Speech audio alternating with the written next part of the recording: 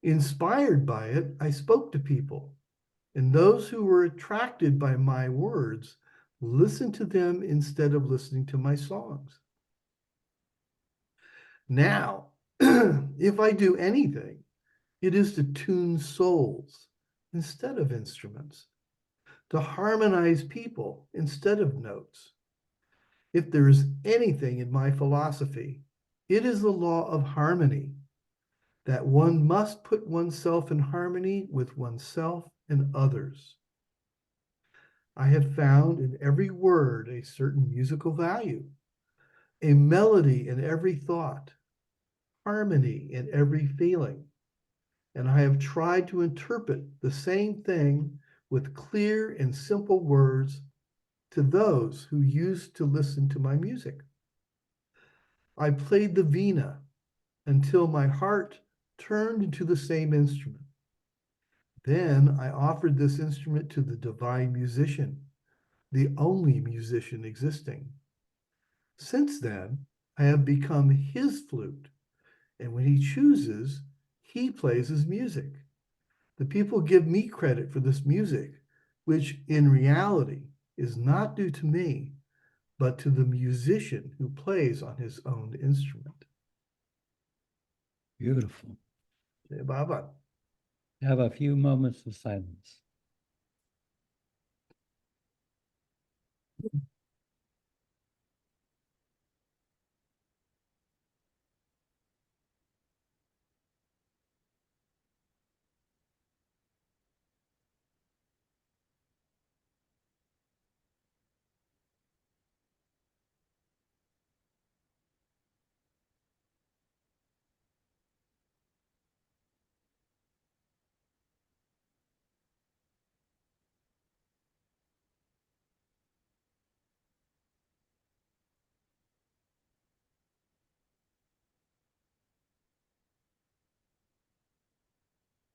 Jai Baba.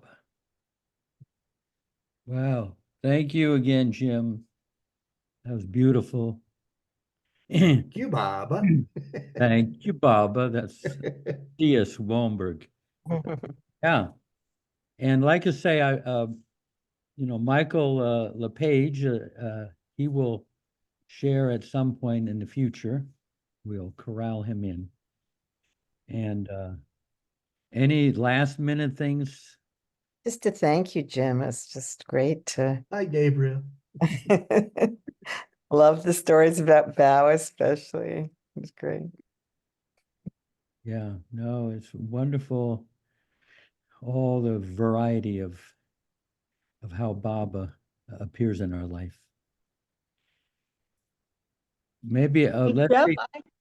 Yeah, I have a poem I wrote today, if you want something like short. go ahead. Yeah.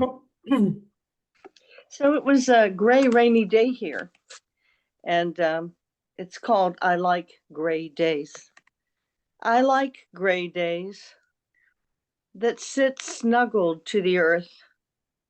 Today, embracing verdant green, small buds from sodden soil do spring, and upward lift to find the clouded sun. But softness and a gentle mist intertwined with raindrops bliss. Let flower and observer know that hope is springing forth. Its upward energy toward light, sometimes too strong for gentle buds, will soon blossom with delight in colors not yet heard or sung, and so fill full the hearts of all. This spring observer sits enthralled. I love gray days and silent song as wisp of gentleness rhythm on. Inside, outside, join as one, and symphony of spring begun. Okay, Baba. Beautiful. Wow. Very mindful of Inayat Khan's question. Beautiful. Any last minute things or otherwise we will disappear into the ether. Oh, yeah. Rich. Uh, because of you guys, all of you, I've been gently moving into a little bit of poetry. It's not really my, my cup of potato soup. But this one is in Daniel's book, Ledinsky, and it's very simple and short. This talking rag. It was all so clear this morning. My mind and heart had never felt more convinced. There's only God, a great wild God. But somehow I got yanked from that annihilating realization and can now appear again as this wine-stained talking rag. Good.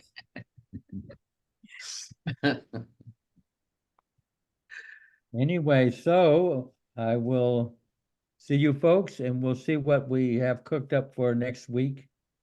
You know, I had the thought when I was trying to think of, well, when Michael kind of had something came up, I thought, oh, it might be interesting if you took one of your weaknesses or shortcomings, whether a great or whatever, and how Bob has helped you either to work through it or even bring it to a point where it's more manageable.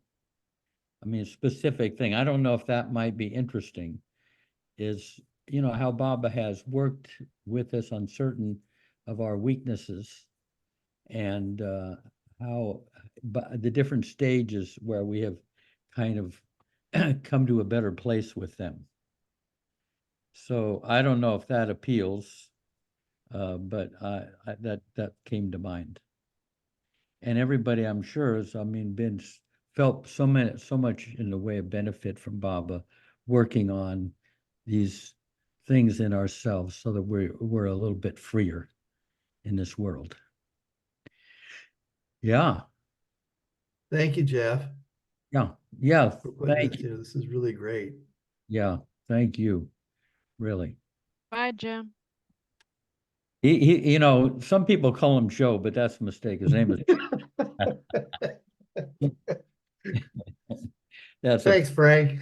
that's a private joke. Anyway, any Goer, any quote that you stumbled upon over the last week? Yes, I do have a quote, Jeff. I always have one ready for you. Yeah. Baba says, instead of wanting me to want what you want what I want you to want. Yeah. Shall I read that again? Yeah.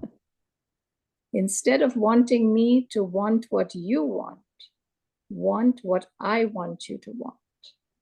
Jai Baba. Yeah. I think of my early years with Baba, I was loving Baba for my sake. Mhm. It took me some period where I started loving him for his sake. But when you're young, he's helping you. Baba's going to help me with my life. And I had to kind of get weaned out of that approach. Anyway, folks, you go on, have a nice life. I wish you all the success. Dreams be fulfilled. And I hope I read you in the who's who in the next year. All right, Jai Baba. Jai Baba. Good night. Hey, Baba. Thank you, Jeff. Thank you. Hey, and Baba, guys. well, Thank you. Bye. I forgot who. Oh, V's okay. And Patty, you're coming. Oh, I guess she's disappeared. She's coming in a few days to the center. Yeah. Oh, Jeff, did you get my message? Oh, I can mention it here. What's that? But I'm looking for somebody, an Oh, able person to help me at the center from the 3rd of June through the 8th of June. send me an email and I'll try to send I'll talk to this one person. Okay, great. Her name is Dawn Shepik, and Okay. I think she could help you. So Oh, I cool. will speak to her. Yeah. Okay, thank you so much. All right. Good night, We- everybody. Jai Jai Baba. Hey, Good night. Bob. Love to Hey, Miff Mama. there. We haven't seen her in a while. Night. Yeah, Mhm.